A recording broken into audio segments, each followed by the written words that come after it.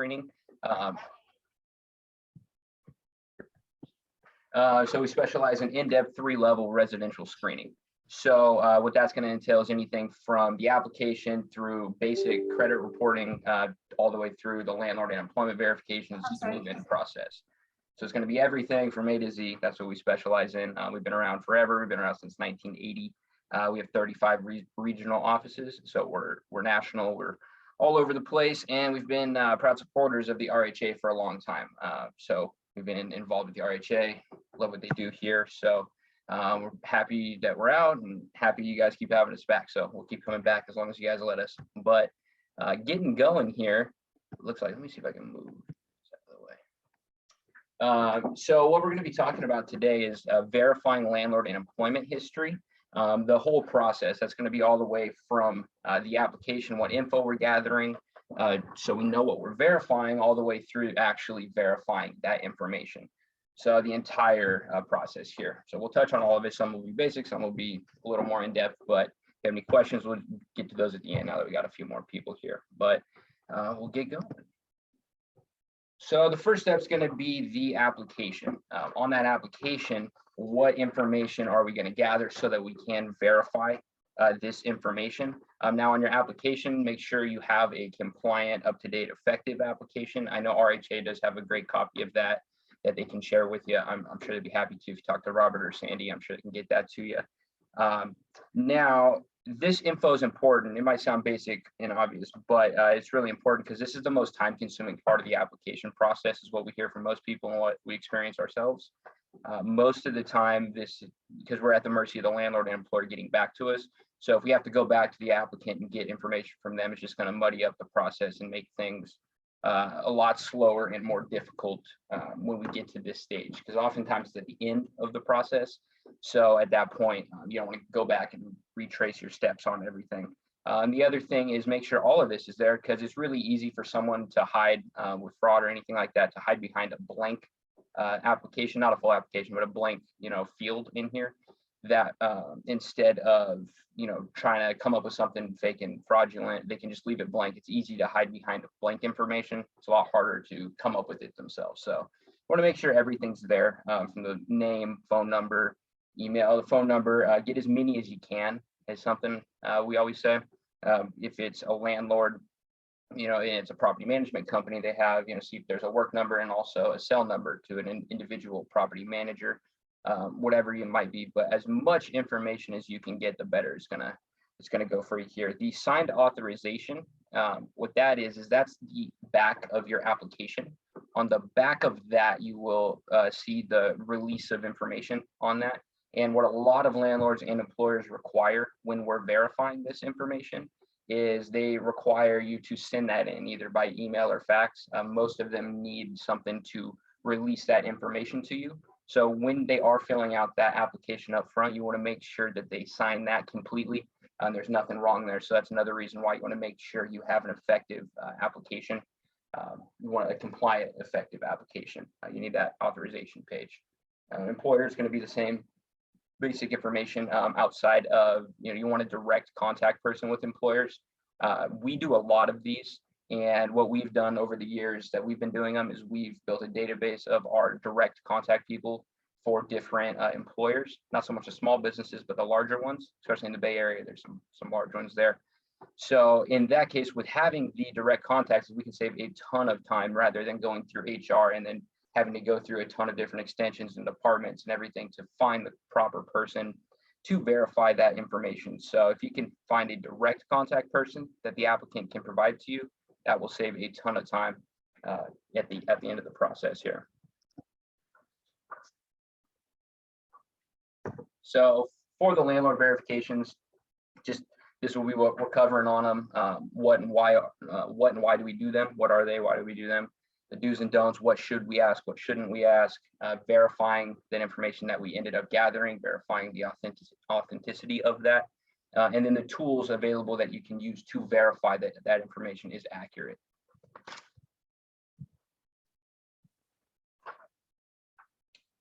So what is a landlord verification? Why is it important? What might be obvious, but we're just verifying the rental history through either speaking with, emailing with, faxing. Sometimes people still do that, but whatever we're verifying with the current or previous landlord. A key piece is previous. That's the important word here.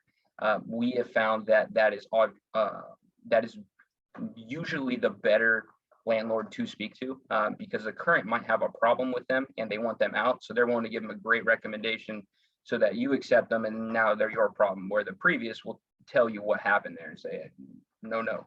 So that's definitely an important piece, is talk to the previous.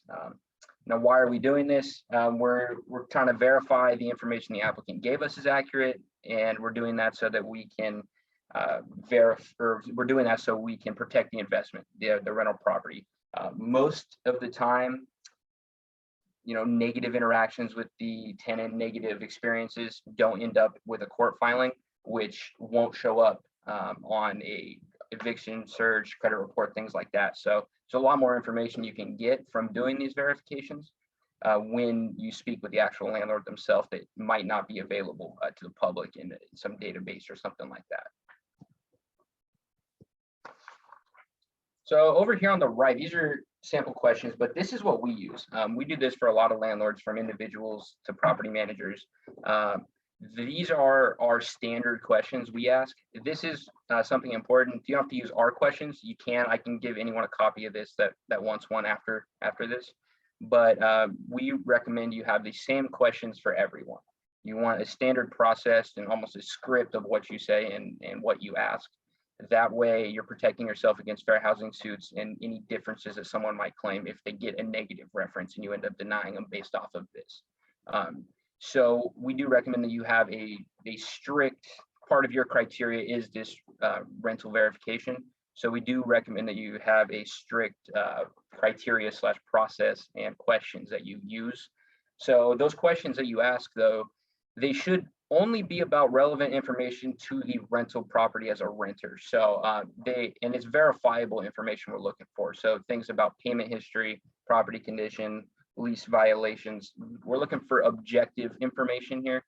Nothing subjective that gets in the weeds of possible, anything that can be misconstrued rather than a factual statement.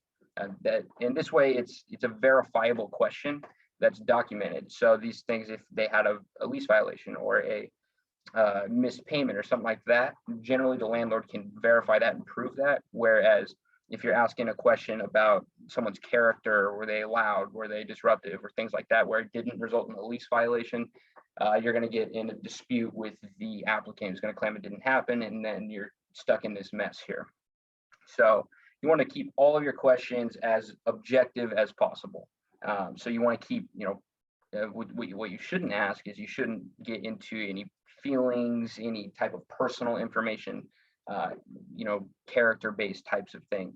We're trying to protect ourselves there. So try to stay away from those and try to make sure everything is very objective with how it's handled. So once you've done that and you've taken the questions and you have your script, you have your criteria, you've taken everyone through that exact same process, now you got that information. Now you need to verify that information that you got was accurate and it wasn't a friend or family member and it was actually who you were supposed to be speaking with.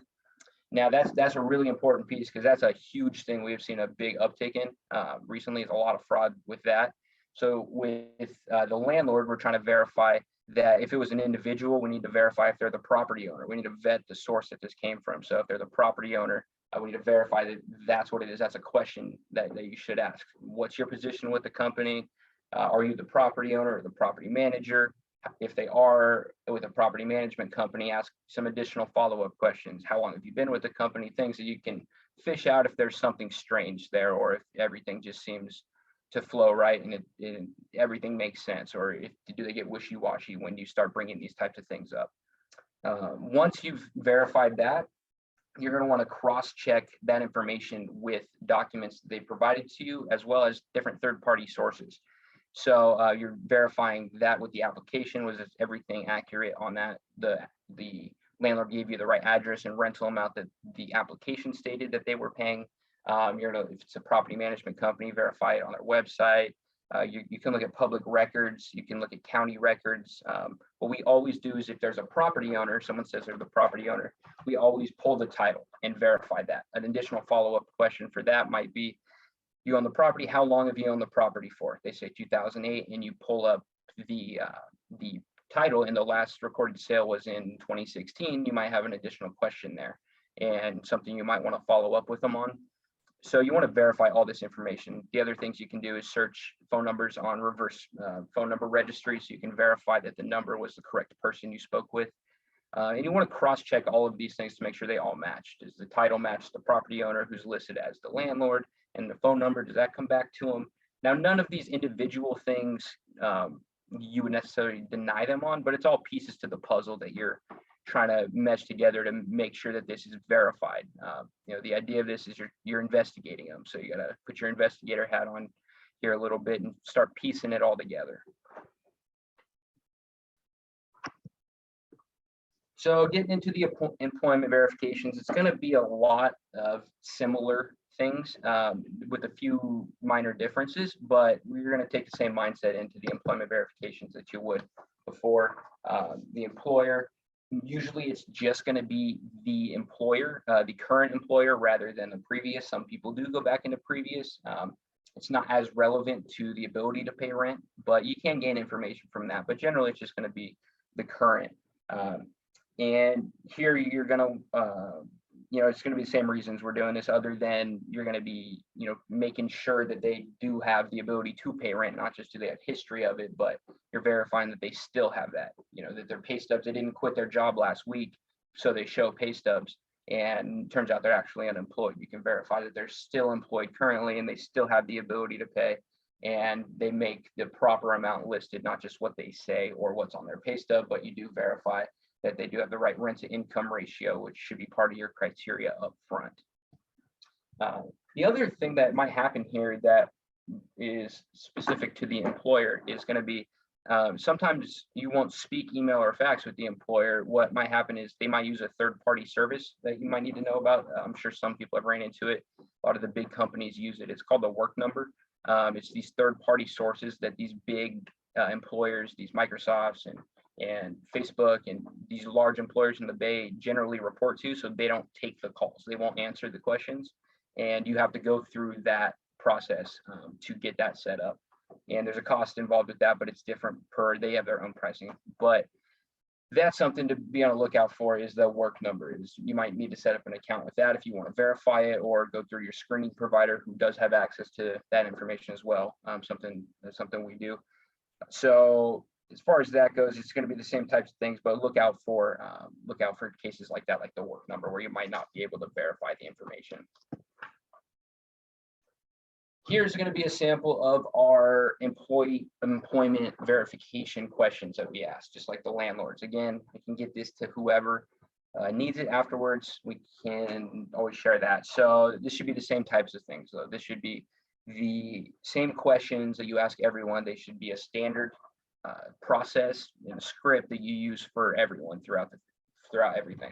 So the employment's going to be a lot less on the questions as far as violations, things like that. You're not necessarily looking to see if they relate to work and stuff like that, but you're looking to verify salary, position, employment, very objective items that you can verify, very verifiable items. Nothing subjective here, nothing about their character, nothing about personal information. We're just looking for verifying the income that is accurate to what they stated, to what their documents show.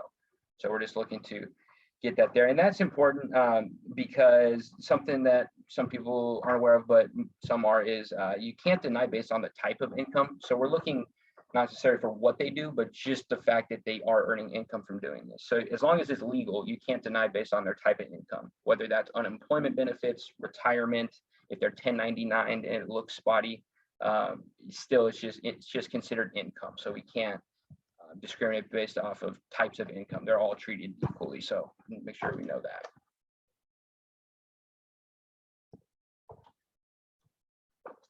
So here it's just as important, if not more important, to verify who you're speaking with, because we do need to verify that that info is all accurate. So we are making sure we're vetting these sources as well. Find out who you're speaking with, what's their position with the company, how long have they been there.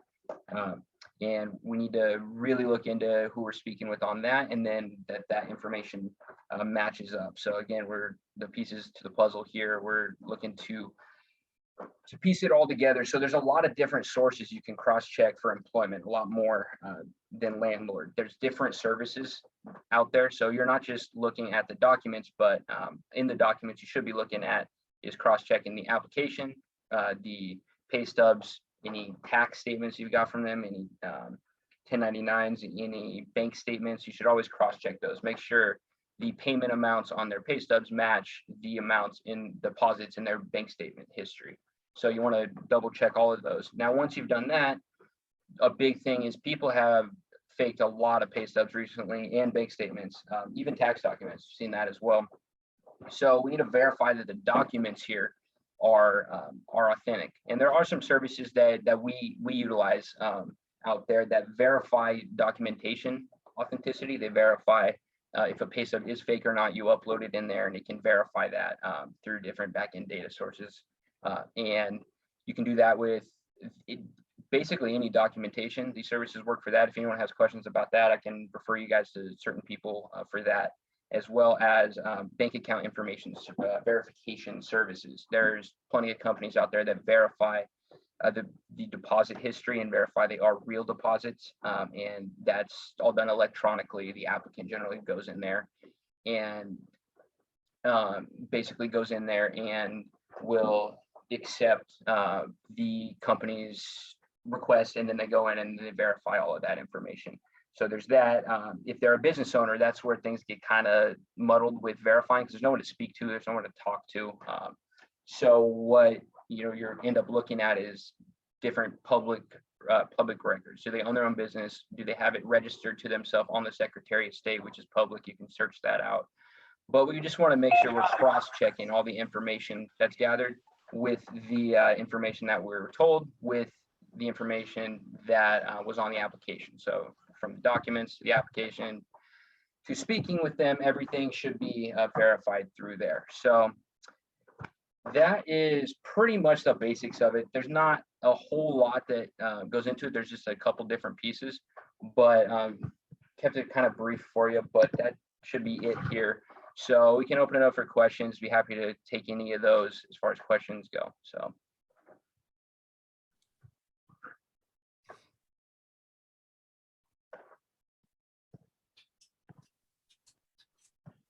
Any questions, anybody? Just go ahead and unmute yourself.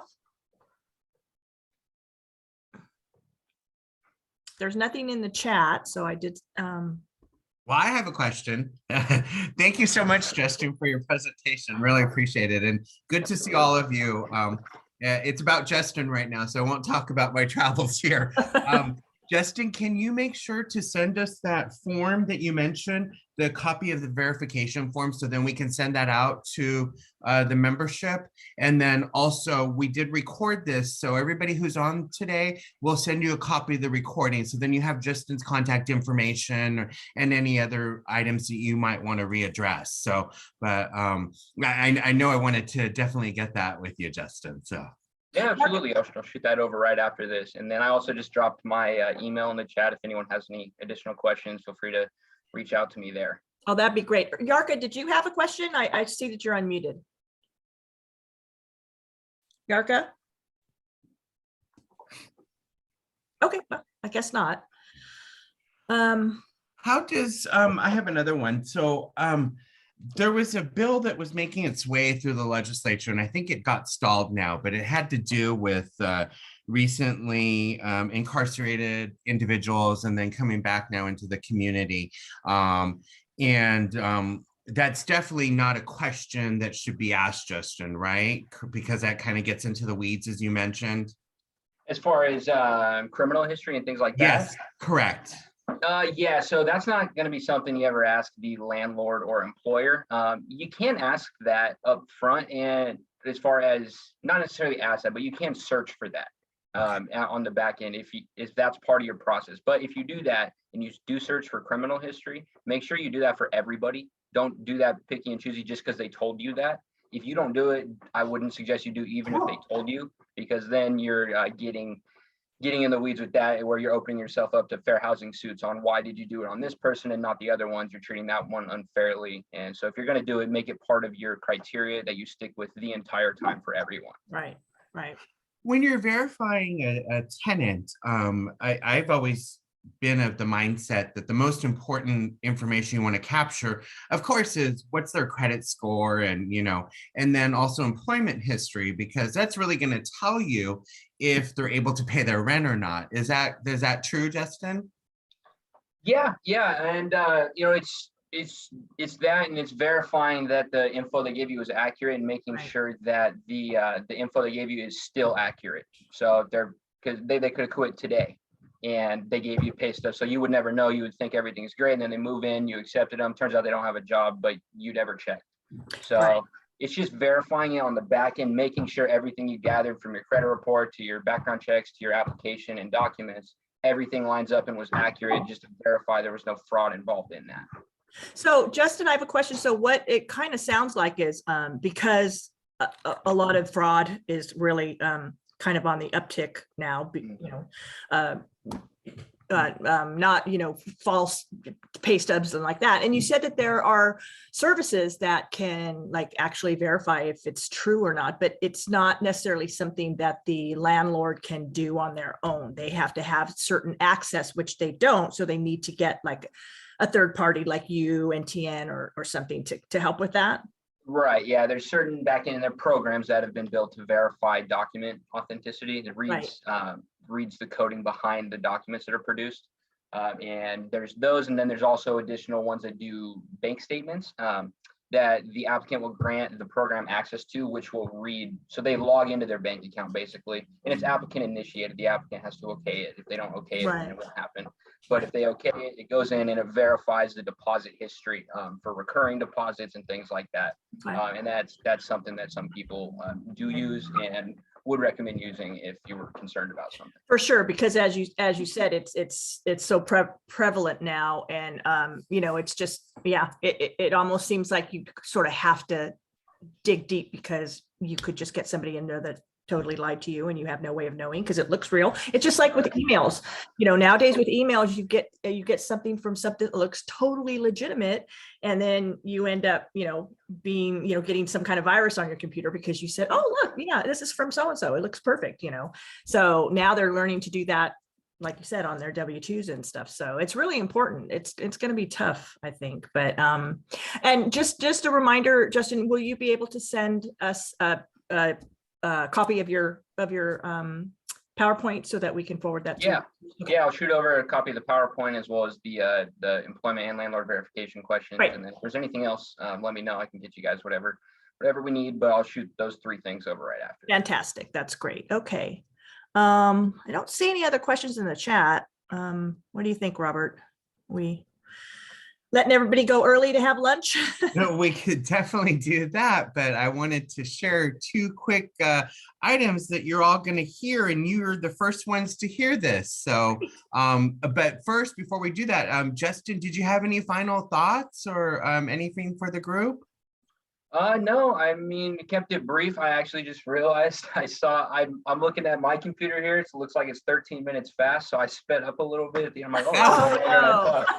So I kind of skipped over a little bit, but yeah, that's my fault. So sorry guys, but all right, early lunch today. Nothing wrong with that. Well, we can certainly do this again another time as well. That wouldn't hurt, I definitely want to thank Justin for his information. It was really educational. I was listening to it in the background. And also thank National Tenant Network. Sorry. We really, truly appreciate your sponsorship of Rental Housing Association. You guys are a great partner. If any of our attendees on this call are looking for services that they provide, we highly endorse them and recommend them. They are a recommended provider for us. So, and we've been in partnership for quite a while, so we truly value that. The big information I wanted to share too, I just signed a contract and we now have a forms vendor. So we're very excited about that. Yes. So RHA will be providing those forms, and we will be sending out information on an upcoming webinar and how to utilize the form system that we are now going to provide. Many of you, of course, know that we moved away from CAA, and I value that you've all hung in there with us, and we're very grateful for that. And thank you for your membership and the continued support of RHA. But I wanted to let you all know, and you're all the first to know, we Yay! have a forms vendor now. And Tell your these friends. these forms are much better and higher value than what you are getting from CAA. And you're also getting some additional value in it as far as other services that were not provided by CAA. So very, very excited about that. Yeah. So wanted to let Yay. y'all know. So great. Cool. Sandy, I'm going to let you wrap it up because you kicked it off. Oh, okay. Well, no, I thought there was a couple of things, a couple of points, but that's great. I love that. The forms are a big part of our benefits. And so, yeah. Okay, Justin, thank you so much. Oh, wait, something came in. Thank you so much. Always great to get reminders. Okay. Anyway, sorry about that. So yes, thank you so much for taking the time to do this. Again, if I guess you were kind of speeding up, we can do it again another time when, I'm sure it's still information that people need. So anyway, thank you for coming. Thank you for sticking with us, and hope to see you next time. We are developing a lot more programming that's going to be coming up, so look for that in your emails. And just, yeah, thank you so much. Have a great afternoon, everyone. Yeah, thank you guys. Thanks for having me. Bye. Bye. Thank you. Thank you, Justin. Absolutely.